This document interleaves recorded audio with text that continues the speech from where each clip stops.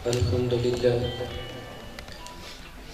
لله رب العالمين والعاقبة للمتقين الصلاة والسلام على سيد الأنبياء والمرسلين وعلى آله وصحبه أجمعين أما بعد قال الله تعالى في كلامه المجيد أعوذ بالله من الشيطان الرجيم بسم الله الرحمن الرحيم إنك لعلى خلق عظيم صدق الله مولانا العظيم إن الله وملائكته يصلون على النبي يا أيها الذين آمنوا صلوا عليه وسلموا تسليما اللهم صل على سيدنا محمد وعلى آل سيدنا محمد وبارك وسلم الصلاة والسلام عليك يا سيدي يا رسول الله وعلى آلك وأصحابك يا سيدي يا حبيب الله. حضرات گرامی،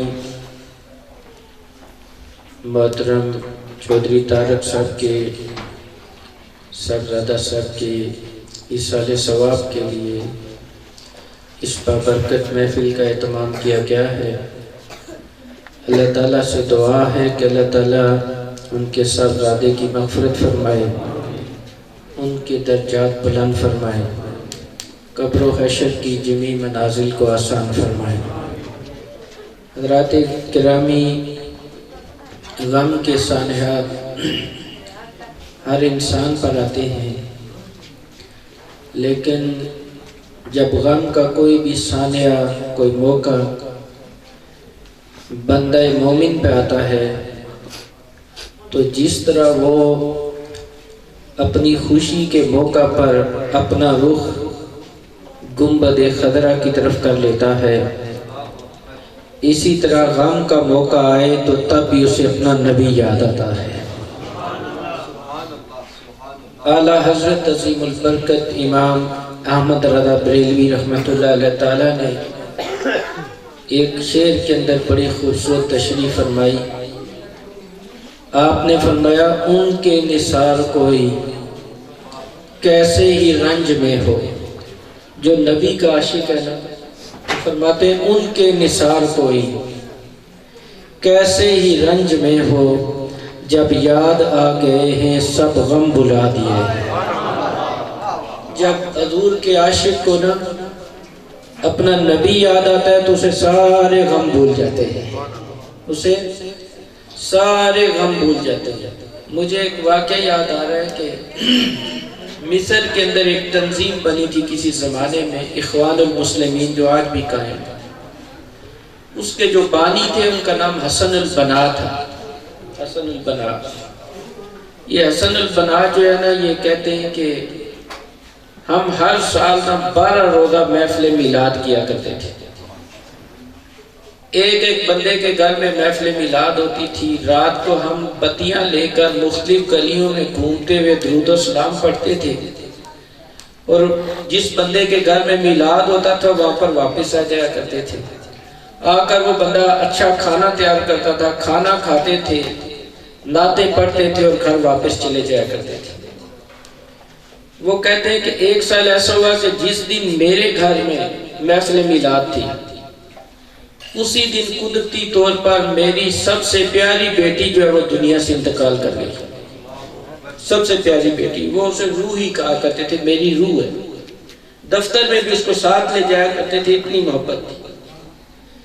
کہنے لگے کہ عشاء کے بعد محفل میلاد تھی، مغرب کے وقت میری بیٹی فوت ہو گئی. تو کہتے ہیں کہ سوچا کہ کیا کروں، دوستوں کو منع کر دوں میرے گھر میں نہ آنا کہ میری بیٹی فوت ہو گئی ہے. تو حسن البنا کہتے ہیں کہ دل نے گوارا نہ کیا کہ نبی کی محفل اور دوستوں کو میں منع کر دوں یا روک دوں. فرماتے ہیں میں نے کوئی نہیں روکا، انہیں بتایا بھی نہیں کہ میرے گھر میں میری بیٹی فوت ہو گئی ہے. اسی طرح ہم درود و سلام پڑھتے ہوئے آئے. گھر آ کے رات کو 10-11 بجے ان کو کھانا کھلایا، اچھا کھانا کھلایا.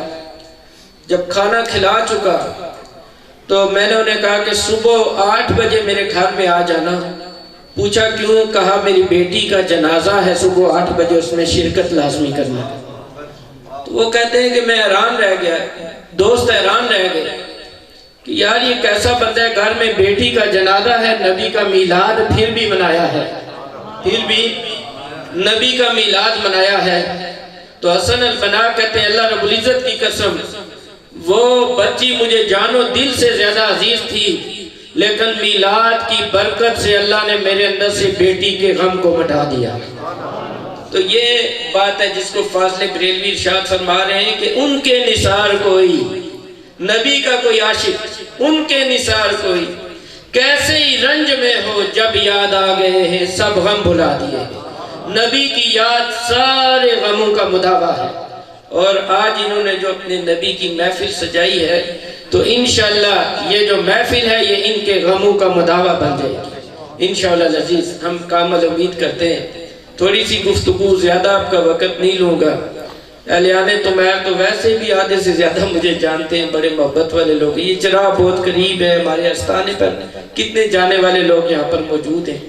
تو تھوڑی سی دیر میں یہاں پر قاری صاحب نے بڑی خصوصی شفقت کی اور کہا کہ شاہ جی اس گھر میں لازمی آنا ہے، ان لوگوں کی خواہش ہے۔ تو میں نے کہا انشاءاللہ، ویسے میری اتنی عادت بھی نہیں ہے زیادہ جانے کی، تو تھوڑی سی گفتگو کروں گا۔ جو آیت مبارکہ میں نے پڑھی اس میں نا ہمیں اپنے نبی کا اخلاق پتہ چلے کہ ہمارے نبی کا اخلاق کیسا تھا، یعنی اِنَّكَ لَعَلَىٰ خُلُقٍ عَظِيمٍ، کہ حضور نبی کریم علیہ السلام کو رب کہہ رہا ہے کہ اے حبیب تو اخلاق کے سب سے اعلیٰ نمونے پر، سب سے اعلیٰ نمونے پر ہے۔ یہ حضور علیہ السلام کو اللہ رب العزت ارشاد فرما رہا ہے۔ دیکھیں کوئی علاقے کا بڑا بندہ کسی کی تعریف کرے تو وہ پھولا نہیں سماتا، کوئی M.L.A کرے پھولا نہیں سماتا، کوئی وزیر اعظم کر دے بندہ اور اوپر چلا جاتا ہے، لیکن قربان جاؤں مدینے کے تاجدار پر جس کے اخلاق کی باتیں خود قرآن کرتا ہے اور رب رحمان کرتا ہے، اللہ رب العزت کرتا ہے جس کے اخلاق کی تعریف، اور فرماتا ہے اِنَّكَ لَعَلَىٰ خُلُقٍ عَظِيمٍ، اے حبیب تو اخلاق کے سب سے اعلیٰ نمونے پر ہے۔ اب یہ جو اخلاق ہے اس میں کیا آ جاتا ہے؟ اس میں دوستو اگر دیکھیں اخلاق میں نبی کا بیٹھنا، نبی کا اٹھنا، نبی کا چلنا، نبی کا باتیں کرنا، نبی کا اپنے خاندان سے سلوک کرنا، اپنے صحابہ سے سلوک کرنا، نبی کا اپنے پڑوسیوں کا خیال رکھنا، نبی کے جنگ کے اندر جو میرے نبی نے قوانین بنائے وہ بھی اس میں شامل ہے۔ یعنی انسانی زندگی کا کوئی ایسا پہلو نہیں جو اخلاق کے اندر موجود ہو، جو اخلاق کے اندر موجود نہ ہو۔ تو جب رب نے یہ فرمایا اِنَّكَ لَعَلَىٰ خُلُقٍ عَظِيمٍ، اے حبیب تو اخلاق کے سب سے اعلیٰ نمونے پر ہے، تو گویا رب نے بتایا اے حبیب تیری زندگی کا کوئی گوشہ ایسا نہیں، کوئی پہلو ایسا نہیں جس میں اخلاقی کمالات موجود نہ ہو، جس میں اخلاقی کمالات موجود نہ ہو۔ دوستان تینکار ہمارے ہاں میں 2-4 باتیں آپ کے سامنے پیش کروں گا۔ یہ کوئی بڑا بندہ ہو، سفید پوش ہو، اس سے ہر بندہ اچھے انداز سے باتیں کرتا ہے۔ کوئی غریب ہو اس کے ساتھ بات کرتے ہوئے بعض اوقات لوگ کتراتے ہیں، اور اس کے ساتھ ساتھ اگر کوئی چلا ہو، ذہنی طور پر تھوڑا سا معذور ہو تو اسے تو لوگ جھڑکتے بھی ہیں، جھڑکتے بھی ہیں کہ یار اس سے کیا بات کرنی ہے، یہ اسے پتہ ہی نہیں ہے میں نے کہنا کیا ہے، کرنا کیا ہے۔ ایسی باتیں ہمارے سامنے آتی ہیں۔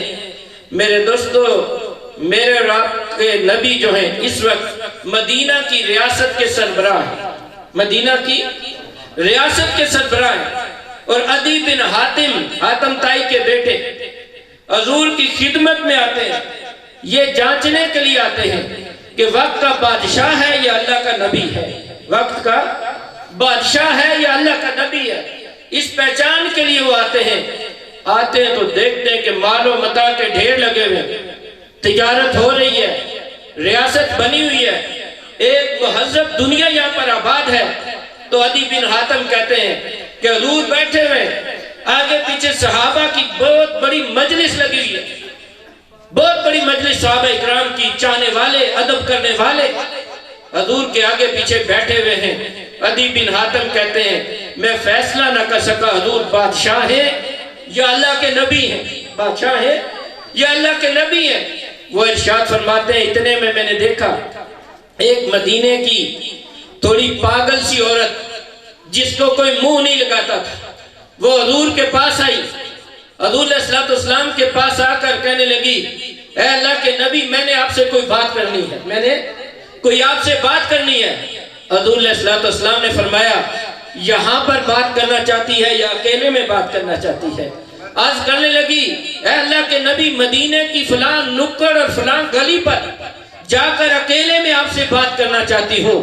حضور علیہ السلام اٹھے، کائنات کا تاجدار اٹھا، اس پاگل سی خاتون کے لیے، نادار سی خاتون کے لیے اللہ کا نبی اٹھا، اٹھ کر فرمانے لگا اے خاتون مدینے کی جس گلی کی نکڑ میں کہے گی محمد عربی وہاں پر جا کر تیری بات سنے گا، وہاں پر جا کر تیری بات سنے گا۔ وہ اس لیے کہتا ہے الطاف حسین علی و نبیوں میں رحمت لقب پانے والا، مرادیں غریبوں کی بھر لانے والا، وہ اپنے پرائے کا غم کھانے والا، مصیبت میں غیروں کے کام آنے والا۔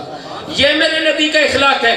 عدی بن حاتم کہتے ہیں کہ پھر میری آنکھوں نے دیکھا وہ پاگل سی عورت آگے آگے ہے اور کائنات کا تاجدار اس کے پیچھے پیچھے ہے، اس کے پیچھے پیچھے ہے، اور حضور جا کر گلی کی نکڑ پر اس کی بات کو سنتے ہیں۔ جب واپس تشریف لاتے ہیں تو صحابہ کہتے ہیں یا رسول اللہ اس کی تو کوئی بات ہی نہیں سنتا، آپ اس کے پیچھے پیچھے چل پڑے، گلی کی نکڑ پر جا کر اس کی بات کو سنا۔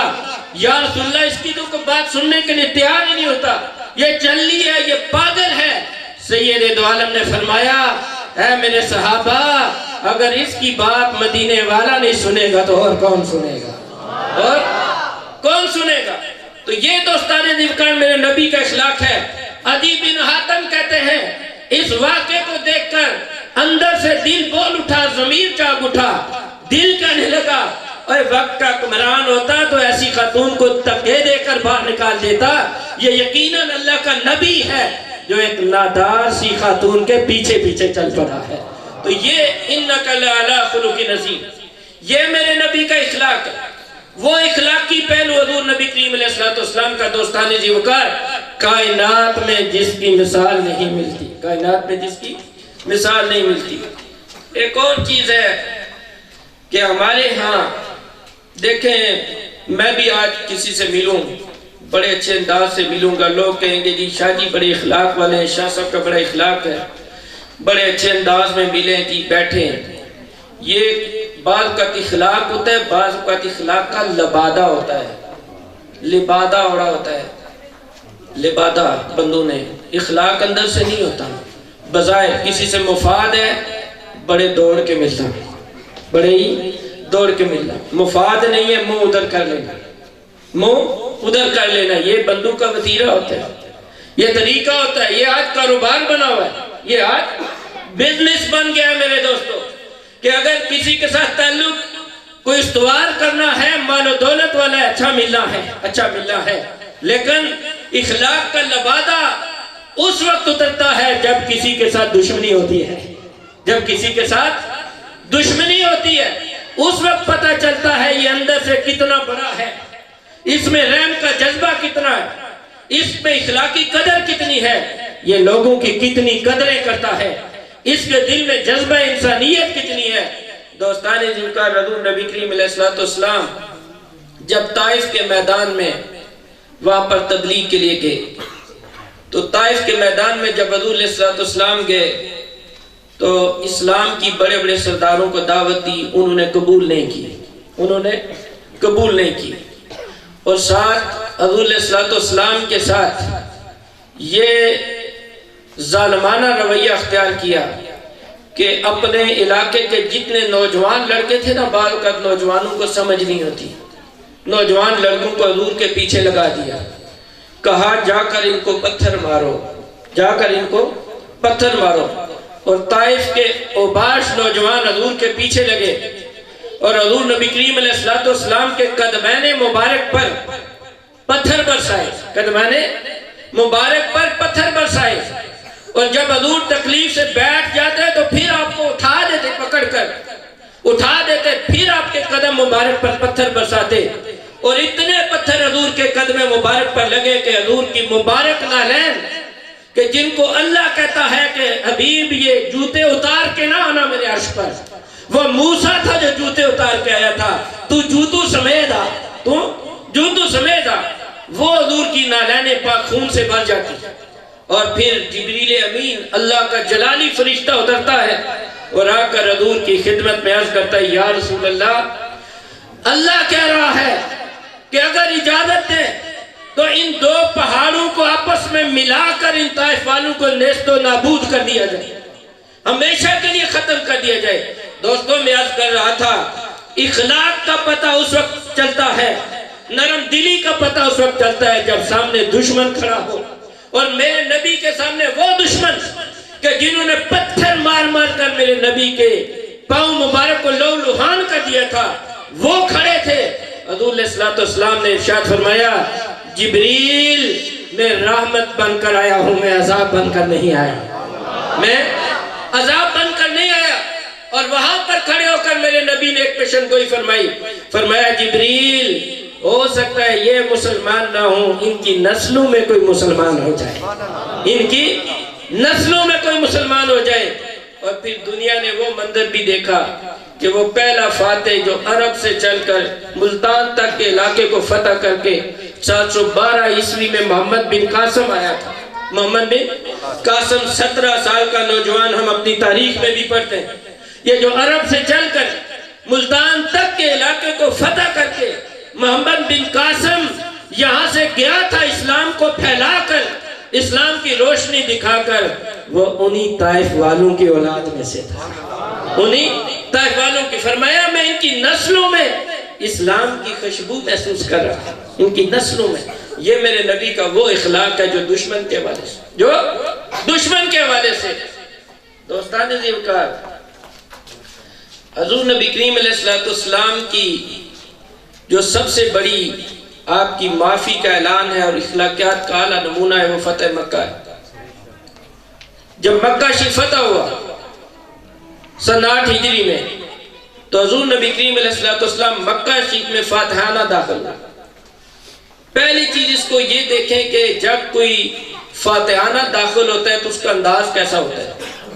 اس زمانے میں جب فاتح بادشاہ داخل ہوتے تھے تو سر یوں اوپر ہوتا تھا جیسے گردن میں سریا, اور اپنی سواری پر بڑے کر و فر کے ساتھ داخل ہوتے تھے, تلواریں نکالی ہوئی, راستے میں جو آیا اس کی قتل و غارت کرتے ہوئے, اور اپنی طاقت اور اپنی توانائی کی وہاں پر دھاک بٹھانے کے لیے وہ قتل عام کا حکم دیتے تھے کہ جا کر قتل عام کرو. یہ اس زمانے کی بات, اس زمانے کی.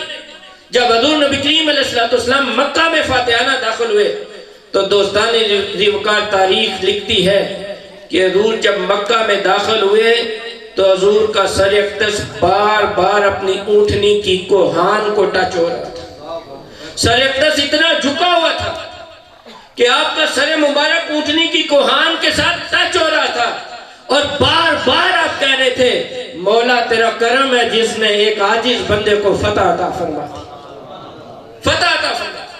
مکہ فتح ہوا, 10,000 کا لشکر ہے حضور کے پاس, اور ایسے ایسے جوان مرد ہیں جو حضور کے نشانے ابرو سے بندے کو کاٹ ڈالتے.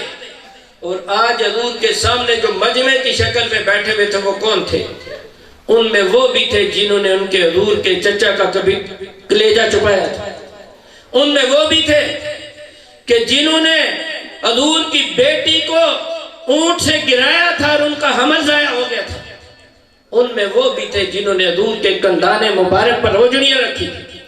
ان میں وہ بھی تھے جنہوں نے راستے میں کانٹے بچھائے تھے, کانٹے بچھائے تھے. میرے دوستو یہ سارے سامنے تھے, اور آج سر جھکے ہوئے, گردنیں جھکی ہوئی, پریشان حال کہ اگر محمد عربی نے حکم دے دیا تو آج ہم میں سے کوئی بھی بچے گا نہیں. تو حضور نے ایک سوال اٹھایا, فرمایا آج تم مجھ سے کس سلوک کی توقع رکھتے ہو؟ مجھ سے کس سلوک کی توقع رکھتے ہو؟ سب یک زبان ہو کر بولے آپ خود شریف ہیں اور شریف بھائی کے بیٹے ہیں, خود شریف ہیں اور شریف بھائی کے بیٹے ہیں.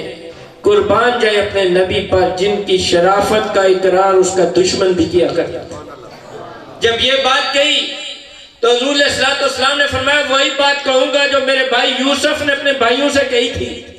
انہوں نے اسے کنویں میں پھینکا تھا، اسے بیچا بھی تھا، اسے ملک بدر بھی کیا تھا، چھوڑا تم نے بھی کچھ نہیں میرا، مجھے ملک بدر بھی کیا، میرے راستے میں کانٹے بھی بچھائے، لیکن آج میں اپنے بھائی یوسف کی سنت کو زندہ کروں گا۔ آج میں کہتا ہوں لا تثریب علیکم اليوم وانتم الطلقاء، فرمایا آج تم سے کوئی بدلہ نہیں لوں گا، آج تم میری طرف سے آزاد ہو، تم میری طرف سے آزاد ہو۔ جب حضور نے یہ اعلان کیا نا تو وہی لوگ جو تبلیغ سے مسلمان نہیں ہوئے تھے، جو بدر کے مار کا لڑ کے بھی مسلمان نہیں ہوئے تھے، جو احد میں حضور کے مد مقابل تھے، جو خندق میں حضور کے مقابلے میں 10,000 کا لشکر لے کر گئے تھے، جنہوں نے حضور کے ساتھ جنگیں کی تھی، جب حضور کی اخلاق کے اس نمونے کو دیکھا تو وہی لوگ جوک در جوک حضور کی خدمت میں آئے اور دولت ایمان سے مشرف ہوتے چلے گئے۔ یہ اِنَّكَ لَعَلَىٰ خُلُقٍ عَظِيمٍ۔ میرے نبی نے دین پھیلایا اخلاق کے ذریعے، میرے نبی نے دین پھیلایا ہے لوگوں کو معاف کر کے، میرے نبی نے دین پھیلایا ہے اپنے جسم پر زخم کھا کر۔ یہ حضور کا طریقہ تھا، یہ حضور کا طریقہ تھا، یہ حضور کا اعلیٰ اخلاق تھا کہ جس نے لوگوں کو زیور اسلام سے منور فرما دیا۔ میں آخر میں ایک واقعہ حضور کے اخلاق کا پیش کر کے آپ سے اجازت لے لوں گا۔ حضور علیہ السلام کی خدمت اقدس میں ایک دفعہ ایک عرب کے بڑے سردار تھے ثمامہ رضی اللہ تعالیٰ عنہ، یہ حضور کے شدید ترین مخالفین میں سے تھے اور حضور کی مخالفت میں بڑے پیش تھے۔ تو ایک جنگ میں وہ گرفتار ہو کر حضور کے پاس آئے تو انہیں مسجد نبوی کے ایک ستون سے باندھ دیا گیا۔ جب انہیں وہاں پر باندھا گیا تو دوسرے دن حضور تشریف لائے۔ حضور نے فرمایا اس کو کوئی تکلیف تو نہیں دی؟ عرض کی یا رسول اللہ نے رسی کھلی رکھی، روٹی دی، بسترا دیا، صرف باندھا اس لیے بھاگ نہ جائے۔ حضور نے آ کر دیکھا لمبے چوڑے قد کا بندہ ہے، بڑی شخصیت ہے، پرسنالٹی ہے، اکڑ اتنی ہے کہ گردن تنی ہوئی ہے، یعنی سردار تھے اور سرداری کے جتنے عیب تھے اس وقت ان میں وہ نظر آ رہے تھے۔ حضور علیہ السلام نے جا کر ثمامہ سے پوچھا کہ ثمامہ کیسے ہے؟ تو آگے سے بڑے وہ سخت لہجے میں بولے کہ باندھ کے پوچھتے ہو کہ کیسا ہو؟ حضور نے پھر پوچھا ثمامہ کو کوئی تکلیف تو نہیں دی؟ صحابہ نے عرض کی یا رسول اللہ نہیں دی۔ حضور علیہ السلام جب جانے لگے، کھانے پانی کا پوچھا، جانے لگے تو حضور نے صرف ایک بات دہرائی حضرت ثمامہ کو، فرمانے لگے ثمامہ ایک دفعہ نظر اٹھا کے میری طرف دیکھ تو لو، ایک دفعہ نظر اٹھا کے میری طرف دیکھ تو لو۔ ثمامہ بڑی سختی سے پیش آئے، دل میں قدورت بھری ہوئی تھی، نفرت تھی، کہنے لگے آپ کو نعوذ باللہ دیکھ کے کیا کروں گا، آپ سے زیادہ قابل نفرت چہرہ میرے دل میں نہیں ہے۔ اب یہ حضور کو کہہ رہے ہیں اور حضور مسکراتے ہوئے تشریف لے جاتے ہیں اور ارشاد فرماتے ہیں لگتا ہے اس بندے میں بہت تکبر ہے، بڑی سخت دلی ہے۔ دوسرے دن پھر حضور آئے، پھر پوچھا، پھر باتیں ہوئی، آخر میں وہی ایک سوال، ثمامہ ایک دفعہ نظریں اٹھا کر میری طرف دیکھ تو لو۔ ثمامہ نے پھر وہی سختی والا جواب دیا، وہ بار بار میں دہرانا نہیں چاہتی۔ تیسرے دن پھر حضور تشریف لائے، پھر ثمامہ سے ایک ایک چیز پوچھی، آخر میں جاتے ہوئے پھر کہا ثمامہ ایک دفعہ نظر بن کے مجھے دیکھ تو لو۔ تو پھر انہوں نے وہی سخت جواب دیا۔ حضور اپنے صحابہ سے مخاطب ہوئے، فرمانے لگے کہ اے میرے صحابہ ثمامہ کو کھول دو۔ حضرت ثمامہ کو کھول دیا گیا، حیران رہ کے حضور نے فرمایا ثمامہ آزاد ہو، چلے جاؤ۔ حضرت ثمامہ کہتے ہیں کہ میں تیز قدموں سے مسجد نبوی سے نکلا، جیسے بندہ آزاد ہوتا ہے نا تو دوڑ کے نکلتا ہے، تیز قدموں سے مسجد نبوی سے باہر نکلا۔ کہتے ہیں جب دروازے پر گیا نا تو ایک سوچ پیدا ہوئی، بڑے بڑے دلیر دیکھے، بڑے بڑے حوصلے والے دیکھے، بڑے بڑے ہمت والے دشمن دیکھے، ایسا دشمن نہیں دیکھا جس سے بدتمیزی کرتا رہا وہ آگے سے مسکراتا رہا، مسکراتا رہا، میری بدتمیزیوں بد تہذیبیوں کو برداشت کرتا رہا۔ حضرت ثمامہ رضی اللہ تعالیٰ نے ارشاد فرماتے ہیں مسجد نبوی کے دروازے پر گیا، مسجد نبوی کے دروازے پر گیا، جا کر سوچ آئی، کہا ایک ہی تو سوال تھا ان کا، چلو دشمن اسے پورا کر دیں۔ وہ مجھے 3 دن کہتے رہے ثمامہ ایک دفعہ نظر بھر کے مجھے دیکھ تو لو۔ دیکھنے میں حرج ہی کیا ہے، اپنے اس مخالف کا چہرہ ہی دیکھ لو۔ کہتے ہیں مڑ کر جب حضور کے چہرے کو دیکھا تو پھر اس چہرے کو دیکھا کہ جس کو قرآن والضحیٰ کہتا ہے، اس چہرے پر نظر پڑی جسے پیر میر علی شاہ صاحب فرماتے ہیں رخ چند بدن شاشانی ہے، مت چمکے لاٹ نورانی ہے، کالی زلف تے اکھ مستانی ہے، مخمور اکھی ان مدبریاں۔ جب اس چہرے اقدس پر نظر پڑی، ثمامہ کہتے ہیں اس چہرے نے دل کی دنیا کو بدل دیا۔ پہلے اخلاق نے بدلا، پھر چہرہ مصطفیٰ نے بدلا۔ ثمامہ کہتے ہیں جتنی تیزی سے باہر گیا تھا اس سے زیادہ تیزی سے الٹے قدموں حضور کی طرف آیا، دوڑتا ہوا حضور کی طرف آیا، حضور کے قدموں میں گرے، حضور کے قدموں میں گرے۔ حضور مسکرا پڑے، مسکرا کر فرمایا ثمامہ واپس کیوں آگے، میں نے تو چھوڑ دیا تھا، میں نے تو تمہیں آزاد کر دیا تھا، واپس کیوں چھوڑ دیے، واپس کیوں آگے؟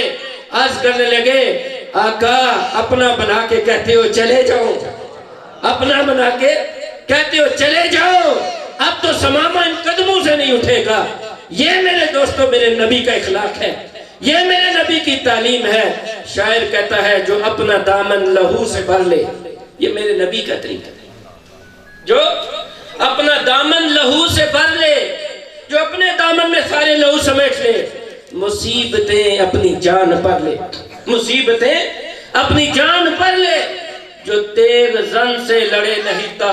جب جرأت کی بات آئے نا تو ایک بندہ آیا نا تلوار لے کر حضور کے سر پر کھڑا گیا، او محمد آج تجھے مجھ سے کون بچائے گا؟ آپ نے جلال میں فرمایا میرا اللہ۔ جب یہ فرمایا نا تو تلوار کانپ کے ہاتھ سے گر گئی، سید دو عالم نے اٹھا لی، فرمایا اب تجھے کون بچائے گا؟ تو فرمایا جو تیغ رن سے لڑے نہیں تھا، جو غالب آ کر بھی سلو کر لے، جو غالب آ کر بھی سلو کر لے، اسیر دشمن کی چاہ میں بھی قیدی دشمن بھی، ثمامہ مت جیسا، اسیر دشمن کی چاہ میں بھی مخالفوں کی نگاہ میں بھی، مخالفوں کی نگاہ میں بھی امین ہے، صادق ہے، معتبر ہے، میرا پیغمبر عظیم تر ہے، میرا پیغمبر عظیم تر ہے۔ یہ میرے نبی کی عظمتیں ہیں، یہ میرے نبی کا وہ اعلیٰ اخلاق ہے کہ جس کی مثال 14 صدیوں تک بڑی مشکل ہو جاتی، بڑی مشکل۔ پھر حضور کے صحابہ کو دیکھیں یا حضور کے اہل بیت کو، ہر کسی میں محمدی اخلاق کی جھلک نظر آتی ہے، ہر کسی محمدی اخلاق کی جھلک نظر آتی ہے۔ میں ایک واقعہ صرف حضرت امام زین العابدین وہ بیچ میں آ گیا، دیکھیں نا حضور کی بات کی، حضور کے خاندان کی بھی بات کر لینی چاہیے، حضور کی خاندان کی۔ امام زین العابدین نا جب یہ ہو گیا نا کربلا کا مارکا، تو آپ جنگل میں زیادہ تر چلے جاتے تھے، ایک دن جھونپڑی لگائی تھی اور عبادت میں مصروف تھے، تو ایک بندہ گیا نا رات کا وقت، جا کر امام زین العابدین کی جھونپڑی کا دروازہ کھٹکھٹایا، آپ نے کھولا، جب اس کی نظر امام زین العابدین پر پڑی تو کانپ اٹھا، تو امام زین العابدین نے اسی طرح جیسے وہ جانتے ہی نہیں، اس نے کہا میں ایک مسافر ہوں، آپ کی پناہ لینا چاہتا ہوں۔ وہ حضرت امام زین العابدین نے اسے اندر بلایا، کھانا کھلایا، 3 دن مہمان رکھا، کھانا کھلا کر جب جانے لگا تو جاتے وقت 1000 دینار دیے اس کو، 1000 دینار دیے اور کہا کہ جاؤ مسافر یہ کام آئیں گے۔ وہ جب جانے لگا نا تو اس نے ایک بات کی امام زین العابدین کو، یہ اکیلے تھے جو کربلا میں بچ گئے تھے، امام حسین کے بیٹے، تو اس نے ایک بات کہی، اس نے کہا حضور لگتا ہے مجھے آپ نے پہچانا نہیں، آپ نے مجھے پہچانا نہیں۔ امام زین العابدین نے رو پڑے، آپ کی آنکھوں میں آنسو آ گئے، فرمایا ظالم آدمی جب تو میرے حجرے میں داخل ہو گیا تھا میں تجھے پہچان گیا تھا، تو وہی ہے جس نے میرے چھوٹے 6 ماہ کے بھائی علی اصغر پر تیر چلایا تھا اور جس سے حضرت علی اصغر شہید ہو گئے تھے، حضرت علی اصغر شہید ہو گئے تھے، اور 3 دن تجھے مہمان رکھا، کھانا کھلایا، یہ درم و دینار اس لیے دے رہا ہوں تجھے پتہ چل جائے یزیدیوں کا کردار اور ہوتا ہے، محمد عربی کے خاندان کا کردار اور ہوا کرتا ہے، نبی کا کردار اور ہوا کرتا ہے، حضور کے خاندان کا کردار اور ہوا کرتا ہے۔ میرے دوستو یہ وہ اخلاقی کمال ہے جو حضور نے خود بھی اپنایا، اپنے صحابہ کو بھی عطا فرمایا، اپنی اہل بیت اطہار کو بھی عطا فرمایا۔ اللہ رب العزت خلق محمدی کا جو فیض ہے وہ ہم سب کو نصیب فرمائے۔ چودھری طارق صاحب، اللہ ان کو صبر جمیل عطا فرمائے، اور اللہ ان کے صاحبزادے کو اعلیٰ درجات عطا فرمائے۔ یقیناً وہ اعلیٰ درجات والا ہے کہ جس کے سلانے پر نبی کی باتیں ہو رہی ہیں، علی کی باتیں ہو رہی ہیں، صحابہ کی باتیں ہو رہی ہیں، اہل بیت کی باتیں ہو رہی ہیں، اولیاء کرام کی باتیں ہو رہی ہیں۔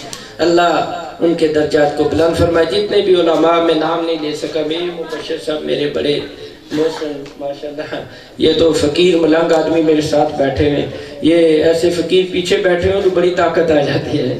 اللہ سب کی حاضری کو قبول فرمائے۔ عدنان فضل صاحب تو ویسے بھی یہ میرے سفر و حضر کے ساتھی ہیں ہر جگہ کے، اللہ ان کے علم و عمل میں اضافہ فرمائے۔ وما علینا الا البلاغ۔